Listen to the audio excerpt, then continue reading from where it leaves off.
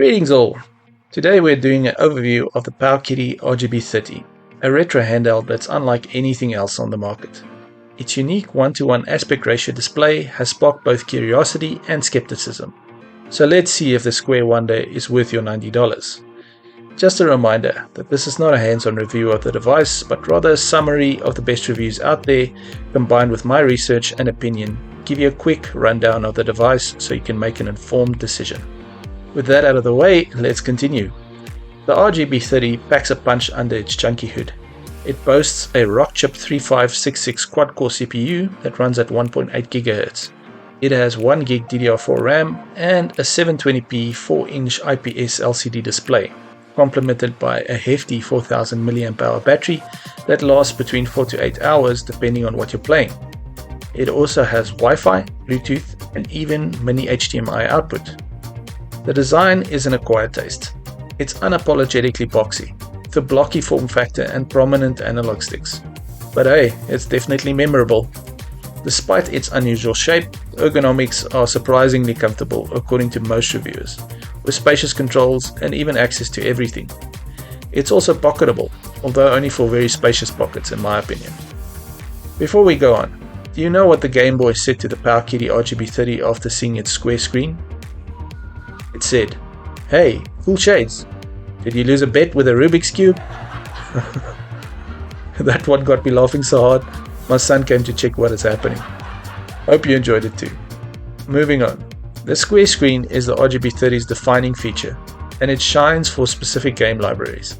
Game Boy and Game Boy Color emulation is phenomenal according to reports, with a 720p resolution offering pixel-perfect integer scaling and minimal bezels.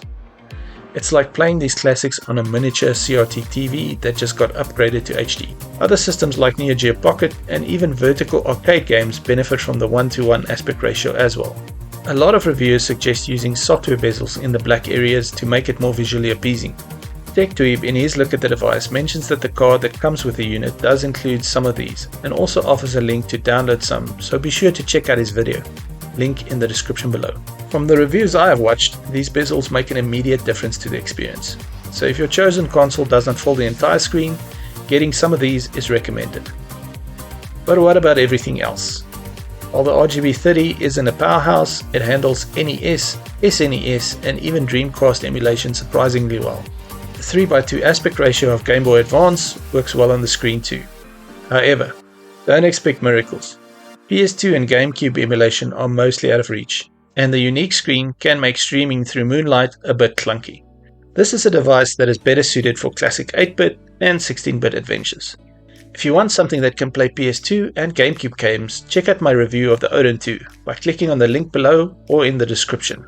Something else to note is that PSP games with their 16:9 aspect ratio don't play well on the device either, due to the screen real estate you lose to make them fit.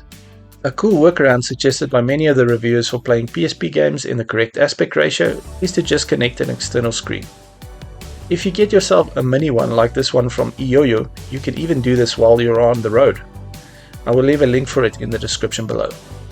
Just be aware that according to reports you will have to reboot the device to connect or disconnect from an external screen. Speaking of unique experiences, the RGB30 is a dream come true for Pico 8 enthusiasts. If you don't know, Pico 8 is a fantasy console supported by a community who develops games for it. Its 8-bit aesthetic runs flawlessly on the RGB30, and the built-in Splore app that you get when you purchase Pico 8 for a once-off cost lets you browse and download thousands of games directly on the device thanks to the Wi-Fi capability. It's like having a dedicated Pico 8 machine in your pocket, and the sharp 720p screen does these pixelated gems justice.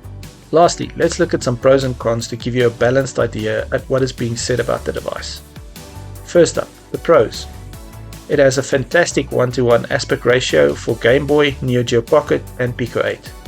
It has a sharp 720p display, comfortable ergonomics despite the design, good performance for classic 8-bit and 16-bit systems, and it's basically Pico 8 heaven thanks to the Wi-Fi and the Splore app. It also has a user-friendly operating system with cool features and comes at an affordable price with good build quality. And now for the cons, or the not so good stuff. It has a unique screen that is not ideal for all systems. It struggles with PS2 and GameCube and is not really suited for these. The D-pad can be a bit loose according to some reports, and the bulky design might not be for everyone. The PowKiddy RGB30 is a niche device, but it excels within that niche.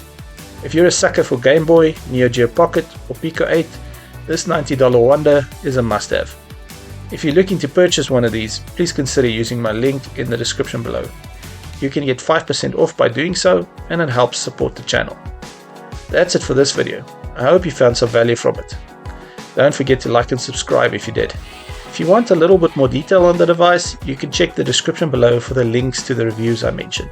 If you love retro gaming handhelds, check out my review video on the RG405M, another unique handheld device by Ambony, by clicking on the link on the screen now. And you can do that as we are done. As always, have a nice day, and I will catch you in the next one.